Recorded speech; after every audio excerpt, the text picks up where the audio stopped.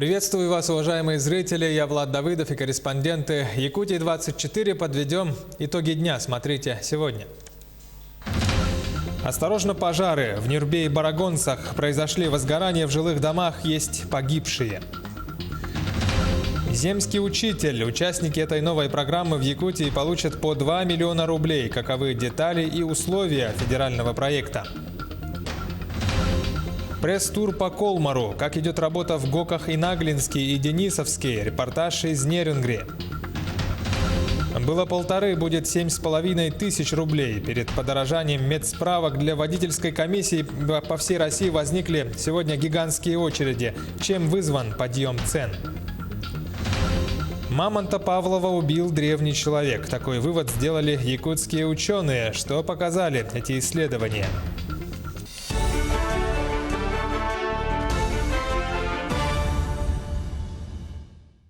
В Москве продолжается транспортная неделя. В рамках форума обсудили подведение итогов программы за текущий год по комплексному плану развития магистральной инфраструктуры. По словам вице-премьера правительства республики Кирилла Бычкова, были рассмотрены проекты, которые сейчас находятся в стадии реализации. Они относятся к разным областям, начиная от водно-бассейновых объектов, заканчивая объектами ЖД и автодорожной инфраструктуры, также портов и мостов. Конечно, для нас самое главное было услышать наши планы по строительству моста через реку Лену, как они отразились в этом плане и в какой раздел они внесены, соответственно, какие сроки реализации этих проектов, этого важного для нас проекта, нам предстоят.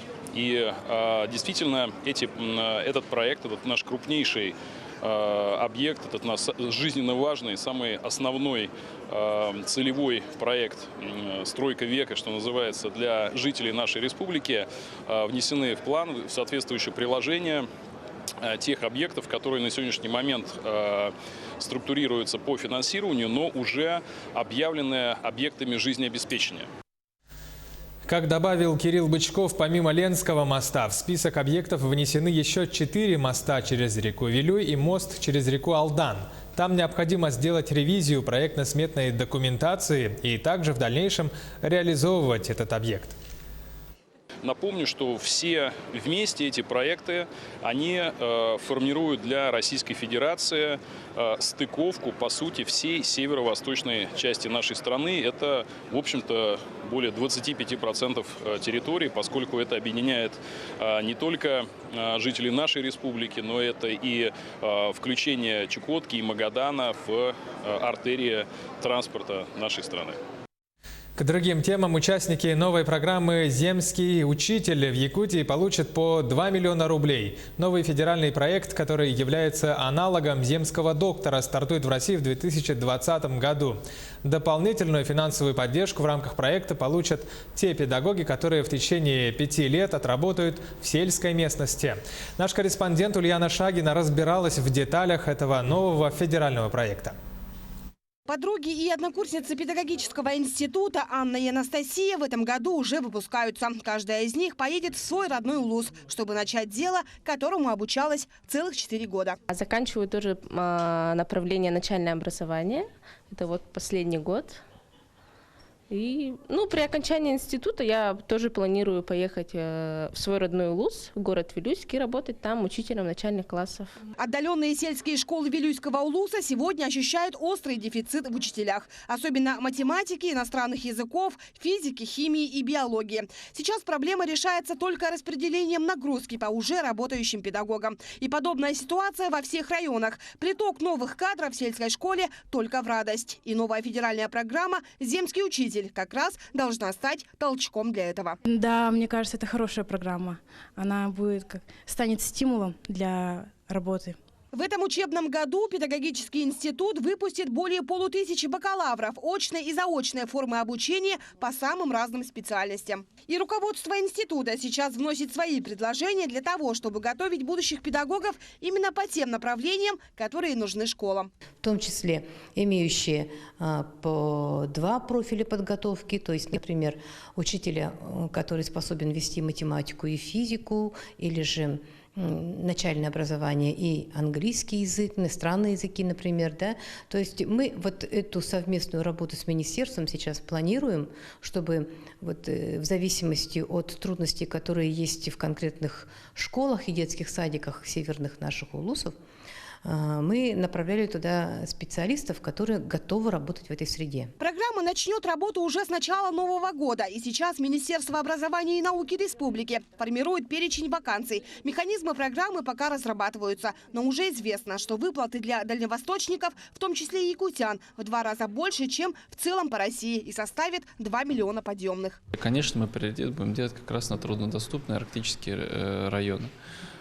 И уже под эти вакансии будут подбираться желающие, которые получат соответствующие выплаты для мотивации для работы. Единственное, чтобы получить эти деньги, нужно будет взять на себя обязательство 5 лет проработать в сельской местности по той вакансии, которая будет Министерством образования и науки объявлена. Итак, кандидатами на получение 2 земских миллионов станут педагоги высшего или среднего профессионального педагогического образования, не старше 55 лет. Информация обо всех вакансиях появится на сайте Министерства образования уже в начале года. Сам конкурс продлится до 15 апреля. И уже летом первые земские учителя поедут покорять сельские местности. Ульяна Шагина, Георгий Григорьев, Якутск. В Южной Якутии состоялся пресс-тур на предприятии угледобывающей компании «Колмар».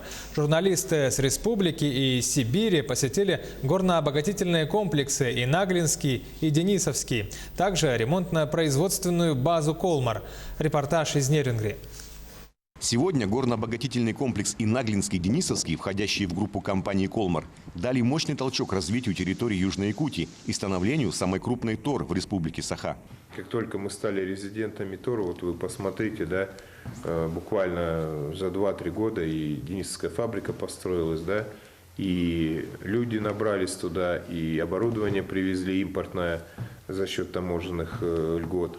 И оперативно начали тут же и Наглинскую 2 строить, и сейчас еще первую очередь, и параллельно уже сейчас будем вторую очередь начинать с ранней весны. В декабре 2017 года был дан старт одной из масштабных строек – обогатительная фабрика и Наглинская-2, запуск которой запланирован на 2020 год. Угольный концентрат с данной фабрики будет экспортироваться в Японию, Китай, Корею, а также в перспективе в Индонезию и Индию. Подписание договора с китайской корпорацией Avic International о проектировании технологической линии, поставке, монтажу и запуску в работу технологического оборудования для фабрики Наглинская-2 состоялись в конце прошлого года. Мы тоже надеемся, что мы будем тоже участвовать вместе с Колмаром, построить, запускать фабрику по срокам. И сейчас, конечно, тоже есть такой план, есть намерение вместе построить сушильно-топочное отделение. Это как раз будет решить проблему с отгрузкой. Вот, ведь здесь же Якутия минус 50 зимой. Там концентрат уже смерзает. И думаю, что после реализации этого объекта будет полностью проблема снята. Компания «Колмар» является обладателем собственной ремонтно-производственной базы, изготовляющей целый спектр запасных частей на горную технику и производящей ремонт оборудования для участков ОГР и обогатительных фабрик. База расположилась в поселке Чульман. В связи с этим у чульманцев возник вопрос, как будет осуществляться транспортировка крупногабаритной техники, чтобы не портить дороги общего пользования. Принято решение, и нами в этом году окончено строительство части объездной дороги протяженностью 1,2 километра. Вот эта дорога, она идет в сторону железнодорожного тупика.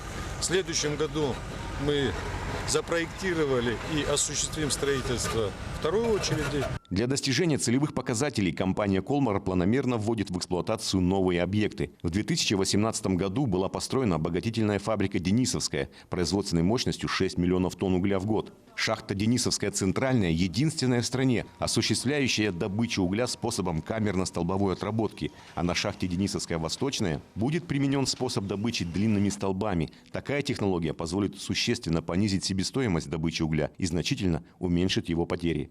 Сергей Козюра, Екатерина Павлова, Нерюнгри.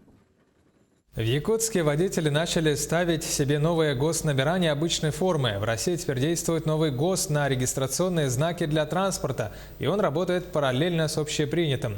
Наша съемочная группа побывала в компании, где официально с разрешения профильного управления МВД России изготавливают дубликаты номерных знаков. Потерял номер, повредил в ДТП. Вариантов утери номерного знака может быть множество. В таком случае можно просто оформить дубликат без обращения в ГИБДД, что, собственно, и сделал сегодня Дмитрий Слепцов. Старый номер, он погнулся у меня. Удобно. Вот не стоя в очереди, пришел, увидел, посмотрел, купил, доплатил.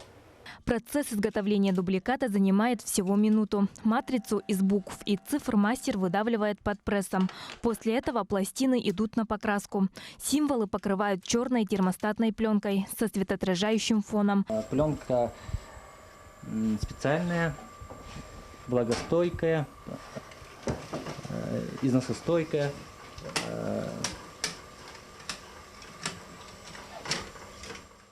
Штамповочный пресс производит до 5 заготовок в минуту. Здесь дубликаты делают для всех видов транспортных средств. С введением нового ГОСТа теперь изготавливают и номера необычной формы. Вот такие новые квадратные номера могут заказать себе владельцы праворульных авто. Их размер 170 на 290. И в сравнении со стандартным номером они кажутся квадратными. Но их можно повесить только сзади машины. Квадратные стоят 2000 рублей, а стандартные – 1000.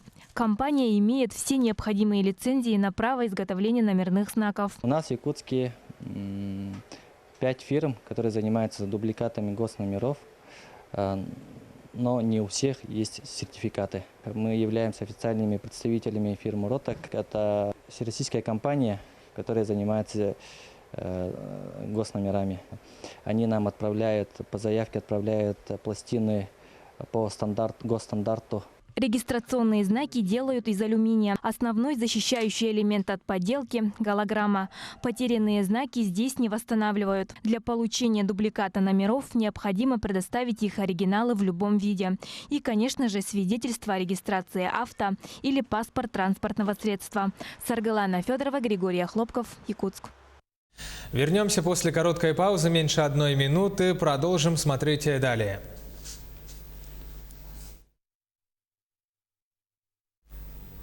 Программа «Итоги дня» на Якутии-24. Продолжаем выпуск. Смотрите далее. Осторожно, пожары в Нюрбе и Барагонцах произошли. Возгорания в жилых домах, есть погибшие и пострадавшие.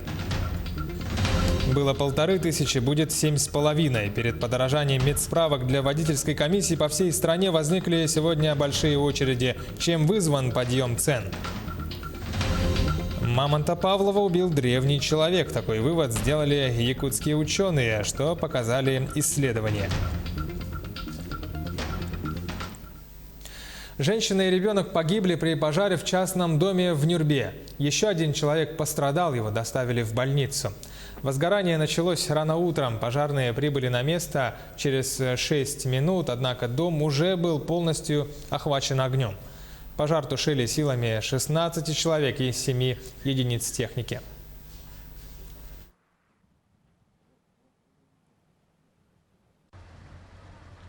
Еще один пожар с трагическим исходом произошел в двухэтажном жилом доме в селе Барагонцы Усть-Алданского района этой ночью. На месте возгорания спасатели обнаружили фрагменты тел 2 человек. Как сообщили нашему телеканалу в единой диспетчерской службе, личности погибших пока устанавливаются. Во избежание подобных случаев и для профилактики происшествий инспекторы пожарного надзора вместе с сотрудниками ПДН в Якутске проводят рейды по домам, где в основном живут многодетные семьи. С наступлением холодов в квартирах массово включают электронагревательные приборы. Как результат, возрастает нагрузка на сети, и опасность возникновения пожара становится более вероятной. Инспекторы уделяют особое внимание тем, кто проживает в ветхих и аварийных домах. В текущем году в Республике Саха-Якутия зафиксировано 3 случая гибели детей при пожарах, 9 детей травмировано. В 2018 году зафиксировано 5 случаев гибели детей, 5 детей травмировано. Основными причинами данных пожаров стало нарушение правил устройства эксплуатации электрооборудования, неосторожное обращение с огнем и нарушение правил устройств эксплуатации отопительных печей.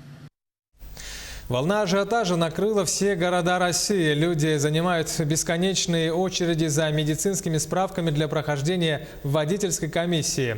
Как известно, с 22 ноября ожидается подорожание этой услуги в некоторых городах аж в 3-4 раза. Что происходило сегодня в Якутске? Репортаж Сусанны Рожиной. Сегодня последний день, когда люди могут за 1500 сдать шоферскую комиссию, поэтому здесь такой ажиотаж. С завтрашнего дня, согласно постановлению Российской Федерации, шоферская комиссия будет стоить уже от 7500 рублей.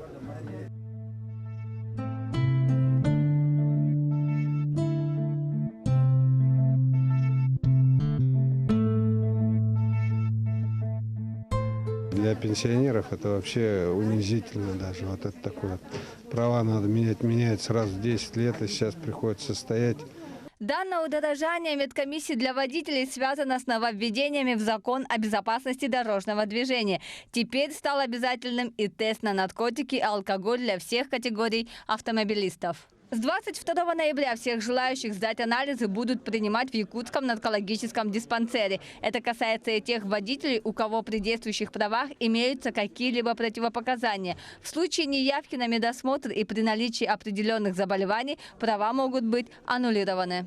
Будем брать анализы на наличие изменений в крови и наличие психоактивных веществ в моче. Это вот теперь станет обязательным. Для этого мы приглашаем всех желающих приобрести водительские права по адресу Автодорожная, 38. Часы приема с 9 до 3. Законом также предусматривается создание единой электронной базы, в которой будут храниться данные о здоровье водителей. Полученная справка может быть действительно в течение 6 месяцев. На наличие алкоголя в крови. Вот 2 таких анализа мы будем проводить. Они дорогостоящие, потому что реактивы, они стоят дорого. И получается цена услуги около 3500. 3500 рублей будет на сегодняшний день. Таким образом, с 22 ноября тариф за прохождение водительской комиссии для водителей категории А и Б в некоторых городах составит 7500 рублей, а для водителей категории С и Д – 8800 рублей. Сусанна Рожина, Григорий Николаев, Георгий Григорьев, Якутск. В этом году Якутия присоединилась к проекту «Новая модель медицинской организации, оказывающей первичную медико-санитарную помощь». Так, изменения к лучшему отметили пациенты Алданской городской поликлиники. Второе название проекта – «Бережливая поликлиника». Проанализировав организацию труда и временные затраты пациентов, коллектив лечебного учреждения имеющимися ресурсами минимизирует те или иные неудобства. Проект «Бережливая поликлиника» предполагает использование различных методов, в числе которых перепланировка кабинетов, учет логистики движения пациентов, размещение указателей, смена графиков приема специалистов. По-другому заработала и регистратура. Получают талоны, садятся к операторам, высказывают свою проблему, и операторы, регистраторы уже их направляют, соответственно, для получения медицинской помощи. Плюс у нас пересмотрятся это некоторые процессы в поликлинике для, скажем, уменьшение затрат времени на получение медицинской помощи на дому, на выписку льготных рецептов, на проведение кардиотокографического исследования беременных, на проведение диспансеризации. Реконструкция помещения бывшей аптеки номер 85 продолжается в Ленске. В скором времени на этом месте должен появиться социальный магазин для ветеранов и незащищенных слоев населения, где будут продавать продукты со значительной скидкой. Бригада приступила к работам в начале ноября, уже завершены все бетонные и сантехнические работы. Сейчас они приступили к прокладке электросетей. Срок сдачи объекта 16 декабря. Уже начали косметика, обшивка гипсокартона, потолки, вот это где-то 70% уже сделано. Как обычно, планируем в срок сдавать. Материалы все есть, задержки ничего нету. Якутские ученые предполагают, что обнаруженный во время экспедиции на острове Котельный мамонт Павлова был убит древним человеком. Сделать такой вывод позволил найденный в лопатке древнего животного осколок костяного оружия. Сейчас ученые исследуют находку. Подробности в материале нашего корреспондента Юрия Осипова. Мамонт получил имя Павлова, начальника исследовательской экспедиции, которая и обнаружила останки. Изначально план был извлечь другое ископаемое, но свои коррективы внесла природа. На расспрос у ребят я узнал, что недалеко лежит фрагмент черепа мамонта.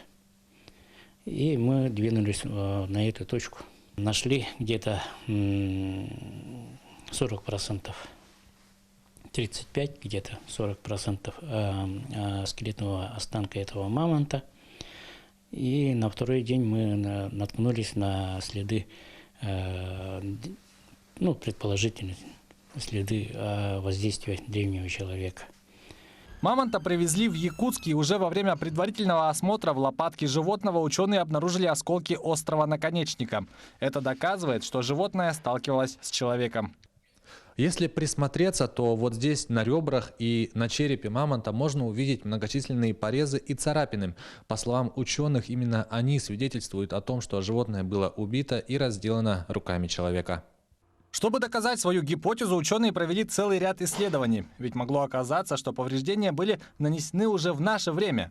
Провели криминалистический анализ в Москве, в московском центре. Провела ее Плетянова Ирина, наш коллега, патологоанатом, и выявили, что там не было железа. То есть все эти следы сделаны каменным оружием.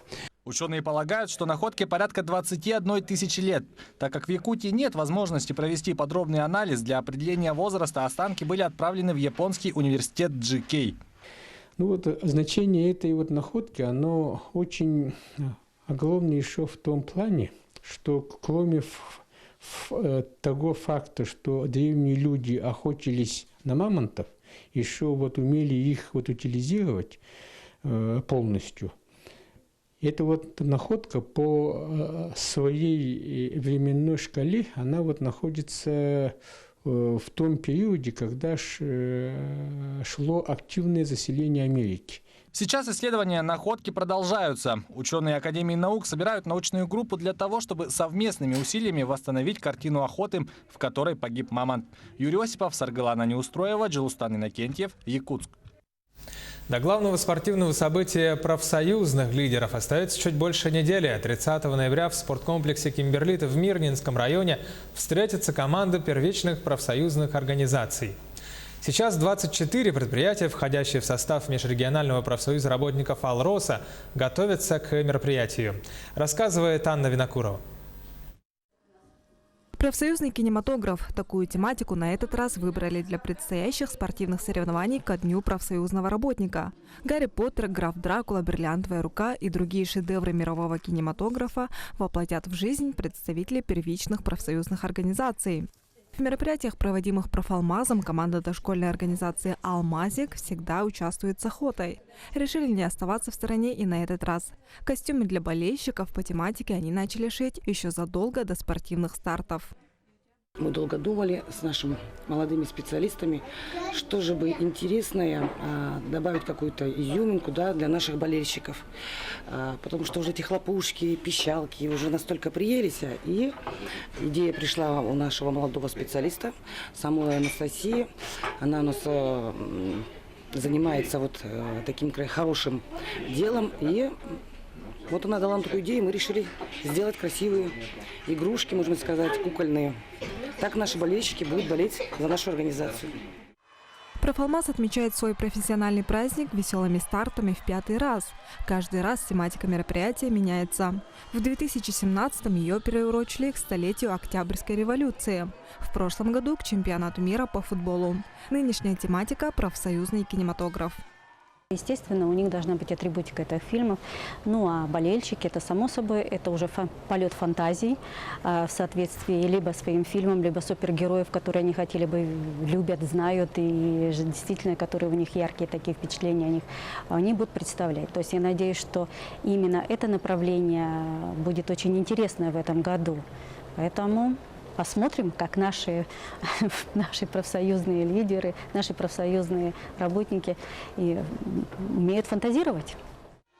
В этом году впервые в работе оргкомитета мероприятия примут участие молодые профсоюзные активисты. Это участники форума «Алмазный резерв». Уже через 1,5 недели команды встретятся в спорткомплексе «Кимберлит», и мы узнаем имена победителей нынешних веселых стартов профсоюза «Профалмаз». Анна Винокурова, Анна Брянская, Алексей Меркулин, Антон Каханский, телеканал «Алмазный край». Серебряного призера чемпионата России по боксу Василия Егорова поздравили в Якутске представители Минспорта и Федерации бокса республики.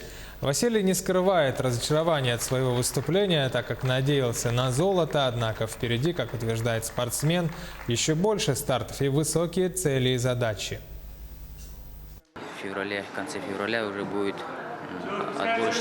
отборочный турнир, который будет решать состав, кто поедет на квалификационный турнир, который состоится в Лондоне. Мы надеемся, что бокс нашей республики будет развиваться дальше, потому что бокс республики имеет славную историю. Для молодых спортсменов, для них, насколько мне известно, форма – это очень важный атрибут, который говорит о том, что спортсмен достиг определенного уровня. Соответственно, изделия наши мы делаем чемпионского качества. Якутия-24 продолжает работу в прямом эфире. Оставайтесь с нами, будьте в курсе.